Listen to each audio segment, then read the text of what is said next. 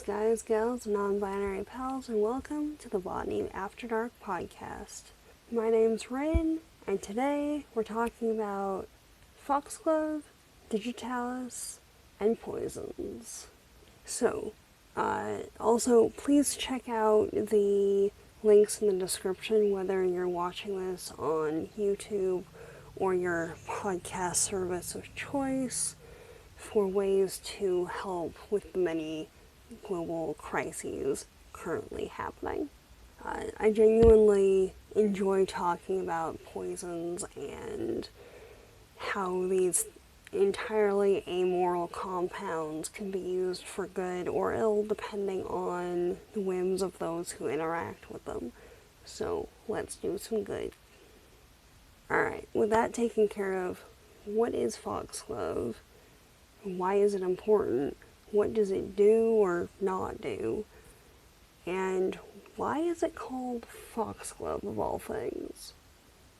It should be a surprise to none that humans have a tendency to concoct often fantastical narratives about their surroundings, some of which have connections to the foxglove, as we'll explore in a moment. And if discussions of that sort of thing are of interest, might I suggest checking out the several bookish videos on my AdventuRyn YouTube channel, which will be linked in the description down below. So, what is foxglove? Native to Europe, Western Asia, and northwestern Africa, the plant has also expanded throughout many parts of the Americas. Foxglove, or Digitalis purpea, goes by many names. The foxglove, the witch's glove, the dead man's bells, the fairy bells, or just straight Digitalis. The plant's common name derives from many potential origins, including but not limited to fox being a corruption of folk, denoting the plant's presence in folk medicine practices. The fox's glue, as glue is the Anglo-Saxon word for bell, the German Fingerhut, or thimble, and the association between the foxglove's preference for disturbed soil and their presence near a fox's burrow. Indeed, as noted in an issue of the University of Arkansas's System Division of Agriculture's Plant of the Week in England, quote, the name foxglove appears to come from the Old English name fox's glopha.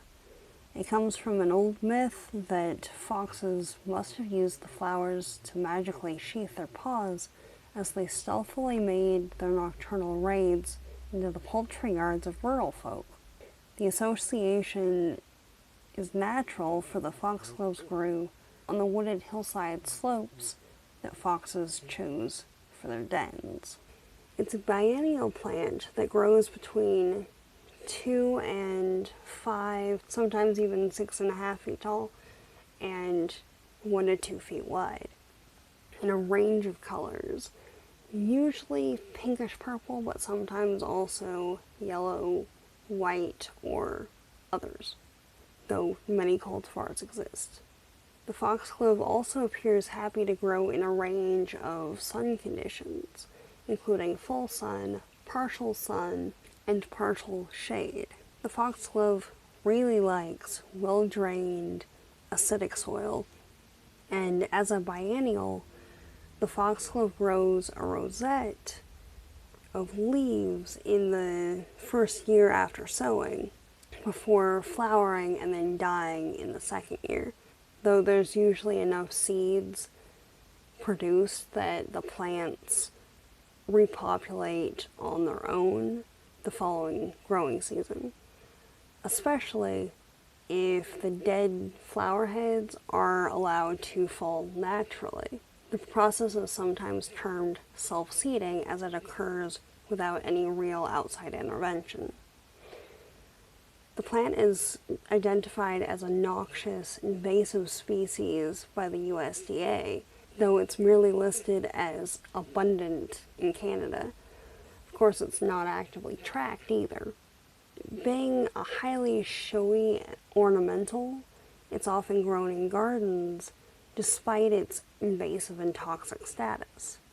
I've often seen foxglove or digitalis seeds listed on butterfly mix and fairy garden packets of seeds, for example.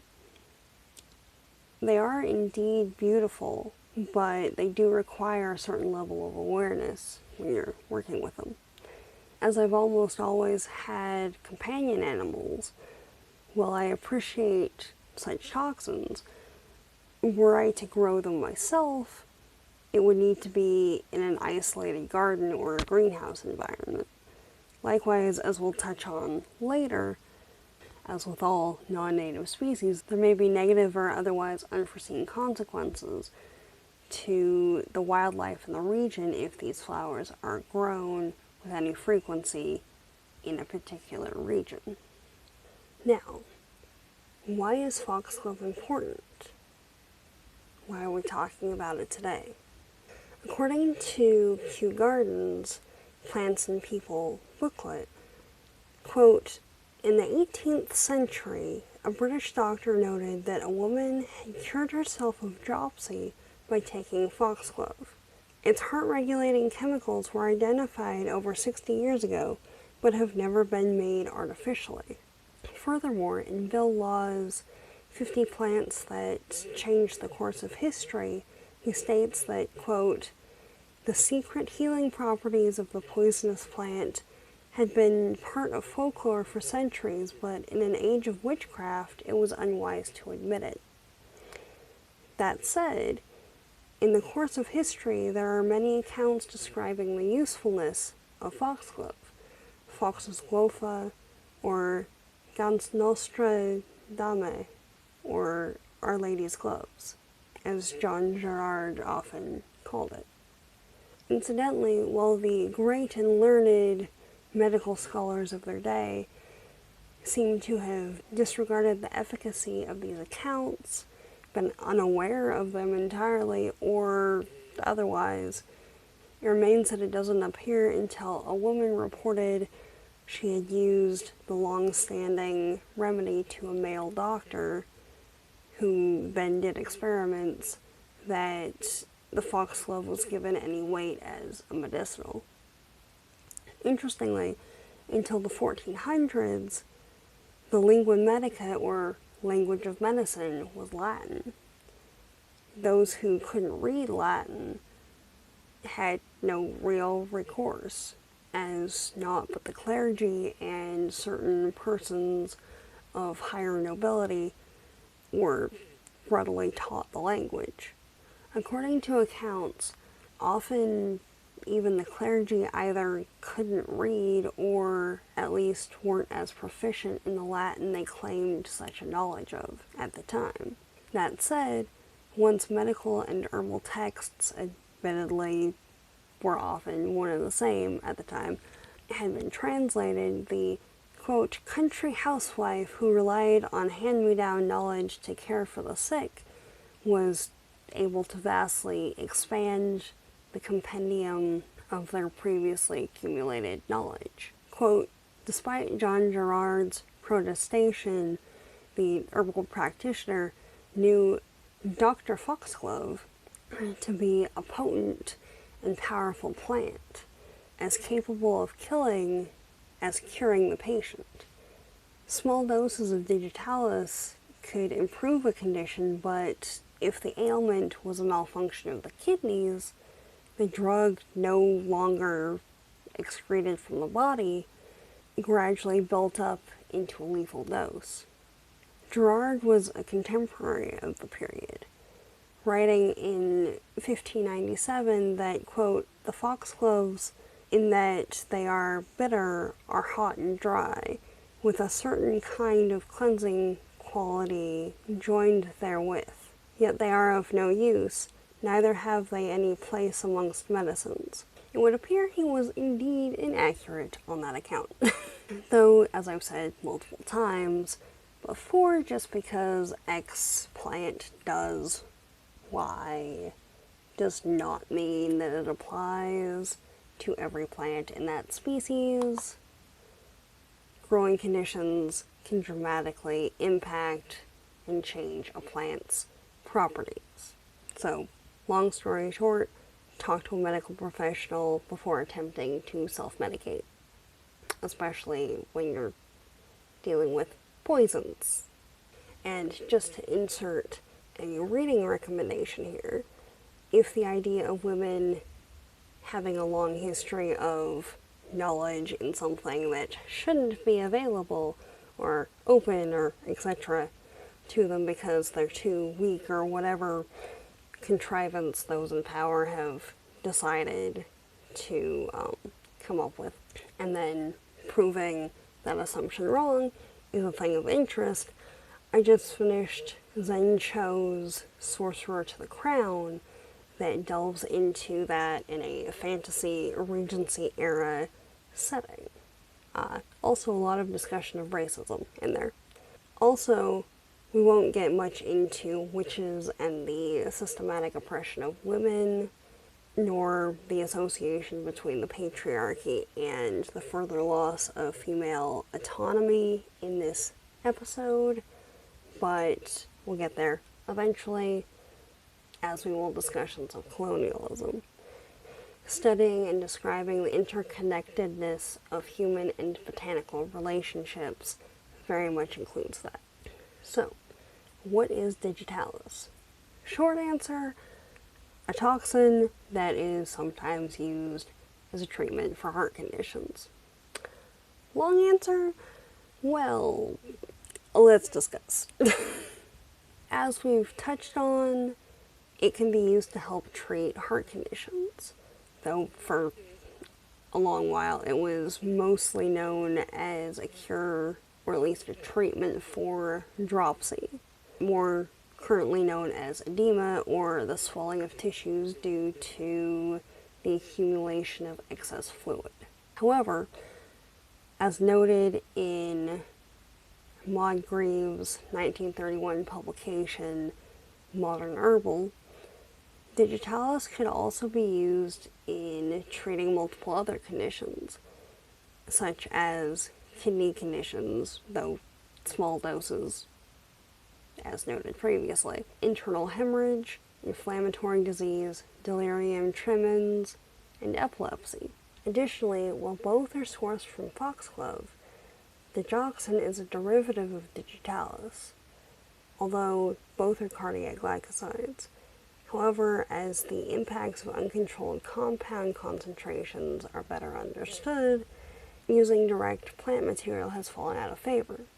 It's almost impossible to properly administer a dosage of raw plant material, especially as a consumable, when it's known that chemical composition can vary widely, particularly when the plant itself can often be so volatile. Instead, while the current source of digoxin comes from a foxglove, it is from another species entirely, though just as toxic as the other 27 species of its genus. Digitalis lentana, or the woolly or Grecian foxglove, is today's choice. It is notable that in the development of further advancements in medications to treat heart conditions and related issues, digoxin has seen less use recently. Though digoxin and placebo seem to have the same mortality rate according to studies, there have been concerns as to the compound's general safety and efficacy. According to WebMD, the chemicals in digoxin, the origin of medications like Lanoxin, can increase the strength of heart muscle contractions, change heart rate, and increase the heart's blood output. However, they also caution that while the foxglove's component parts are potentially beneficial, there are a whole host of side effects to potentially contend with in the event of a strong negative reaction. These include irregular heart function and death. with foxglove poisoning expanding the list to also include nausea, vomiting, excessive urination, convulsions, blurred vision, and the like. As with any medicine, it must be properly dosed according to the needs of the patient. Moreover, botanically sourced medicines can be tricky as the chemical composition of their components is not stagnant.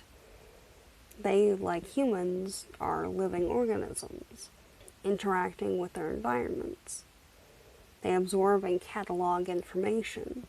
They grow and change in response to stimulus, whether positive or negative. In order to work with medicinal plants, you need to know how they operate in as much detail as possible. Even still, I would highly disadvise anyone, especially a layperson, from attempting self-treatment with the foxglove or its constituent parts. So we've gone through what the plant is and what it's usually known for and everything. Now, how does it impact wildlife? Essentially, because the foxglove contains potent toxins, it is highly poisonous, or at least a deterrent to pretty much every grazing animal that would attempt to eat it. However, though many humans find the plant fascinating, outside of its native range, it is an invasive species. Most larger wildlife seem to not be as affected, taking a nibble of foxglove, though as with humans, those with a smaller body mass tend to be more heavily impacted. For example, while the toxins are equally troublesome, they likely would not impact a deer as much as they would a house cat or a child. However, that being said, most animals would likely avoid the plant after an initial sampling due to the bitter taste of the compounds it contains. Due to this, the foxglove is often termed a deer-safe plant because they don't want to eat it. Interestingly, while the plants can cause skin irritation in some cases, others are able to touch them without side effects too. So there is also that to be aware of. Also, while there doesn't seem to be much research on the subject, it appears that the presence of foxgloves in a growing space might dissuade wildlife from attempting to snack on any of the plants, not just that one. Interestingly, American foxglove populations seem to have rapidly evolved to the point that instead of their native bumblebee, they're better suited to be pollinated by native hummingbirds. According to a 2021 study conducted by researchers from the University of Sussex, Universidad de los Andes in Colombia, and Universidad de Costa Rica, they have started to notice these rather rapidly developed adaptations. To quote the study, foxgloves have long, narrow, proximal corolla tubes. This part of the flower holds the nectar, and by being this shape, they restrict floral visitors to those with long mouth parts, such as long-tongued bumblebees. We found foxglove populations in Costa Rica and Colombia now have flowers with longer tubes at the base. When compared to native populations, there is also substantial natural selection on this floral characteristic in the naturalized populations, said Dr. Maria Clara Castellanos at the University of Sussex and one of the authors of the study. Long corollas are a common feature in many hummingbird-pollinated plants, likely because this improves the precision of pollen transfer during the pollination interaction. It is also possible that long corolla tubes exclude other pollinators that are less effective. It doesn't necessarily have anything to do with the plant's poison factor, nor its role as a medicine. It is, however, rather fascinating and buzzworthy. So, conclusions. plants. Like many things, nuance is important. Depending on the context, the foxglove, like its derivatives, can pose either benefit or detriment to its environs and their inhabitants. The plant's curative properties have been revered for centuries, though improper dosage can lead to death or other cardiac distress. While it seems rare that wildlife be seriously poisoned from making a snack of foxglove leaves, as they've a rather pronounced sense of self-preservation, humans, especially children, are particularly at risk. Essentially, the smaller the body of the individual, human or otherwise, the harder and faster the plant's toxins tend to take effect. In an instance of foxglove poisoning, it is strongly advised that you contact your local emergency services and poison control. For example, 911 in the US and 999 in the UK. As with other poisoning instances, speed is key in successful treatment of symptoms and the best chance of full recovery. Once again, if you don't know what something is, don't eat it. Don't try to get your friend to eat it on a dare.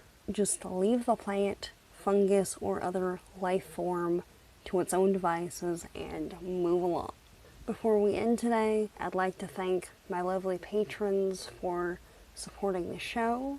If this kind of content is something that you'd like to see more of, patron supporters are able to see episodes a day or two early, as well as have input on future episodes and suggest ideas for future books for the Botany Book Club. As always, all social media links, including Patreon, are in the description down below. I hope you're all doing well. Have a good one, everyone. Run out. See you later.